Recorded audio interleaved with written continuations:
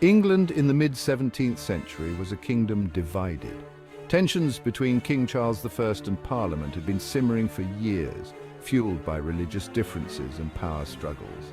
The king believed in the divine right of monarchs, while Parliament sought a greater say in governing the nation.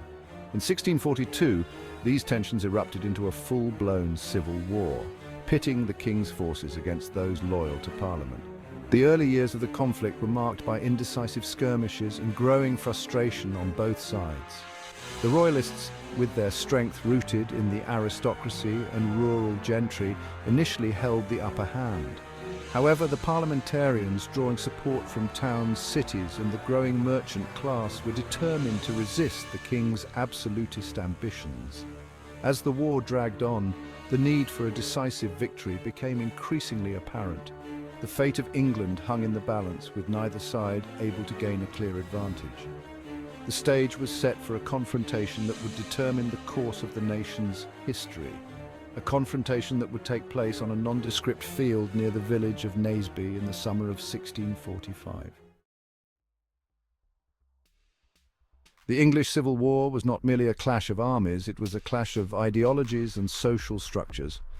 The Royalists, also known as Cavaliers, fought for the traditional order, upholding the authority of the King and the Church of England. Their ranks were filled with noblemen, their sons, and those who benefited from the existing social hierarchy. On the other side stood the Parliamentarians, often called Roundheads, in a mocking reference to their shorter hairstyles. Driven by a belief in parliamentary power and religious reform, they represented a rising middle class and a Puritan ethos challenging the old ways. Their strength lay in their organization, discipline, and the fervent belief in their cause. The Parliamentarians had formed an alliance with Scotland, bolstering their forces with experienced Scottish soldiers under the Solemn League and Covenant. This alliance, however, brought its own tensions and complexities to the Parliamentarian cause. At the heart of this epic struggle stood two figures who would come to embody the opposing forces, King Charles I and Oliver Cromwell.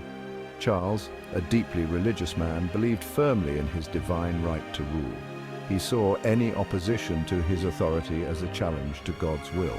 On the other side was Oliver Cromwell, a member of Parliament and a devout Puritan. A skilled military leader, Cromwell rose through the ranks of the Parliamentarian army, instilling discipline and religious zeal in his troops. He believed that God was on their side, guiding their swords to victory against the forces of tyranny.